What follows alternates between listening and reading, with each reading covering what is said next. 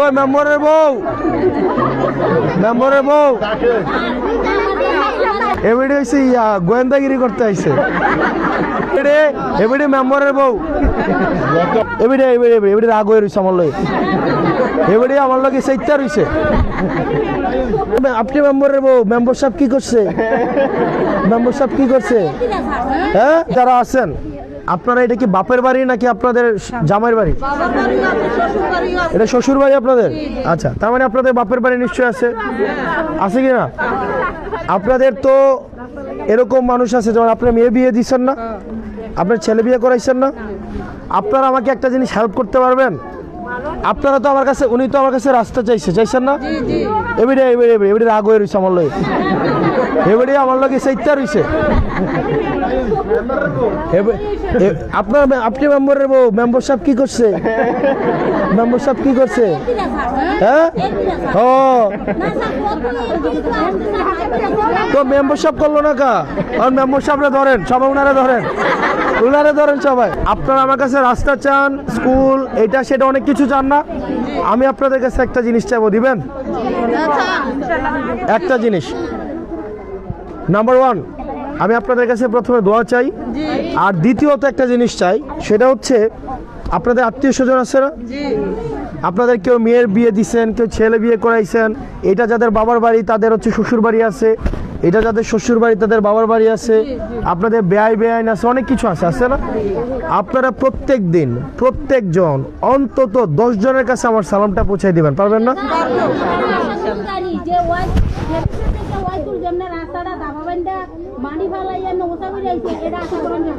আপনার এই রাস্তাটা, আমি এখানে অনেকজন মা আছে আমার এখানে, আমি আপনাদেরকে কথা দিয়ে যাচ্ছি, এই রাস্তাটা সবচেয়ে যেভাবে ভালো হবে এবং বৃষ্টির সময় এটা কোনো নষ্ট হবে না, চলাফেরার জন্য সবচেয়ে টেকসই হবে, এই রাস্তাটা আমি এইভাবে বানাই দেবো ইনশাল্লাহ।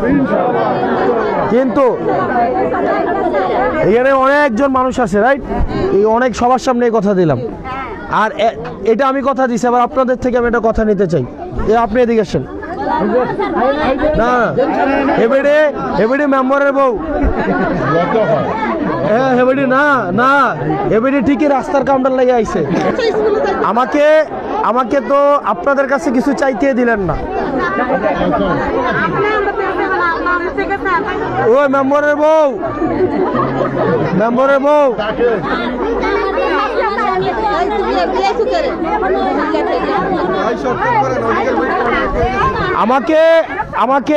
আমাকে আপনি কি দিবেন? আমি তো রাস্তা দিব, আপনি আমাকে কি দিবেন বলেন? আচ্ছা, আমি আপনার কাছে একটা জিনিস চাই, দিবেন? আজকের দিন থেকে শুরু করে তা দিব তো, আমি আমারটা তো আমারে আগে দেন না। হ্যাঁ,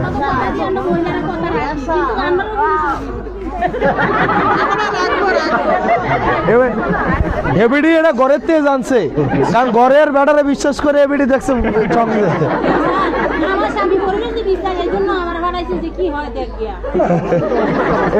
এবিডি হয়েছে গোয়েন্দাগিরি করতে আইছে। ঠিক আছে, শুনেন না আমার কথাটা, শুনেন না আপনি আমার কথাটা, শুনেন না আপনি।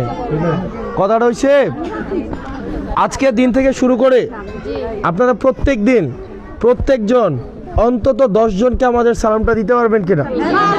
পারবেন? কাজটা কি খুব কঠিন? আপনাদের আত্মীয় স্বজনের সাথে ফোনে কথা হয় না? কথা হয় কিনা?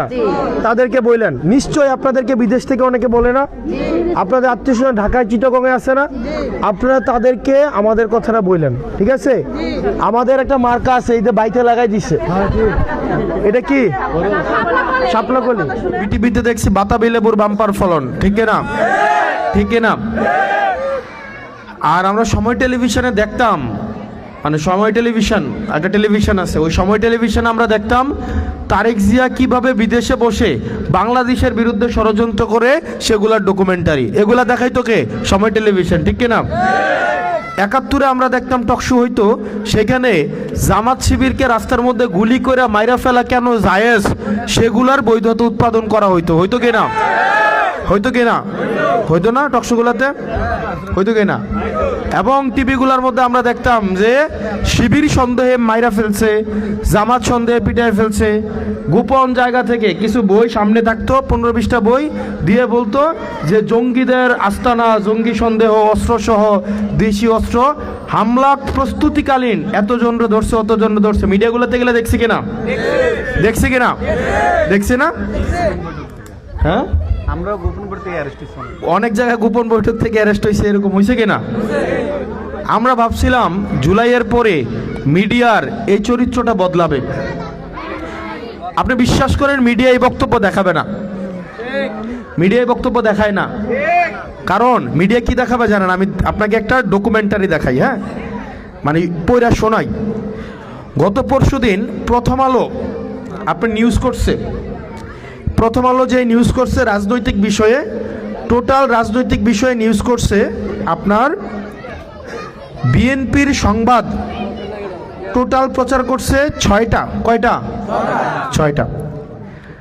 জামাতে ইসলামের প্রচার করছে মাত্র 1টা। কয়টা? 1টা। স্বতন্ত্র প্রার্থীর প্রচার করছে 1টা।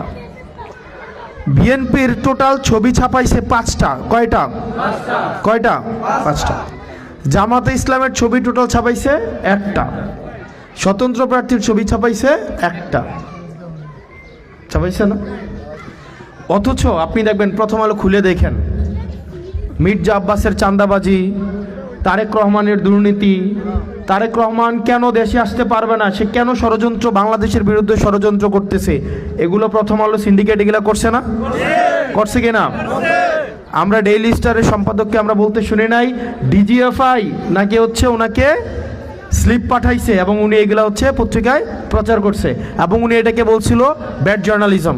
বলছে কিনা? বলছে কিনা? এখন আবার তারাই হচ্ছে এখন কোলে উঠা বসছে। এখন দেখবেন বিএনপির মুখপাত্র হয়ে উঠছে সময় টেলিভিশন। হয়েছে না? হয়েছে কিনা?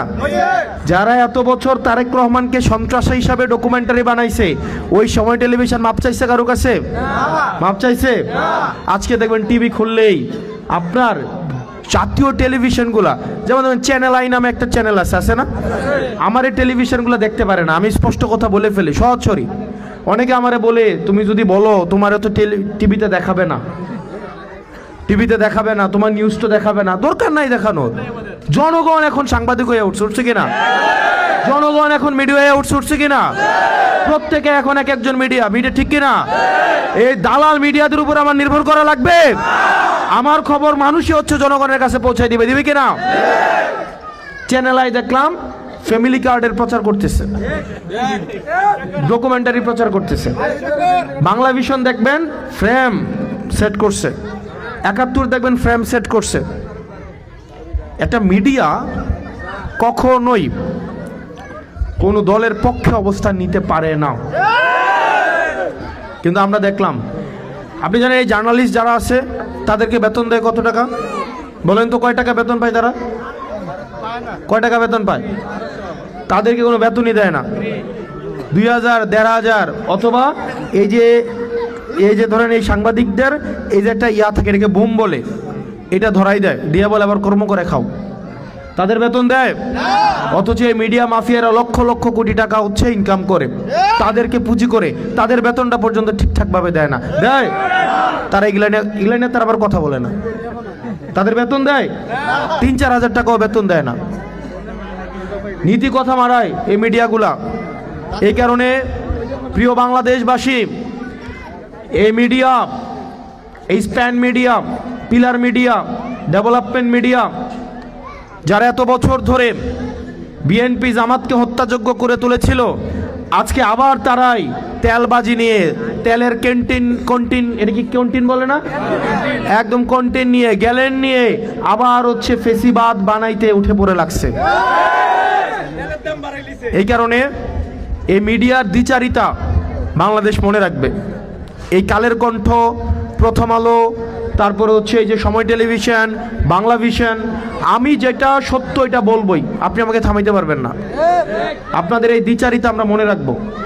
আমরা মিডিয়ার স্বাধীনতায় বিশ্বাস করি, আমার বিরুদ্ধে যাক ফ্যাক্ট আমরা বিশ্বাস করি, কিন্তু এইভাবে আপনি প্রপাগান্ডা বেস জার্নালিজম করবেন, আমি জানি এখানে এই বক্তব্যটা দেওয়াটা এখানে অনেক মানুষই হয়তো এটাকে অনুধাবন করবে কিনা আমি জানি না, কিন্তু মিডিয়া আপনাকে ঘরে ঘরে এই মিডিয়াগুলো আপনাকে ভুল ন্যারেটিভ উৎপাদন করে।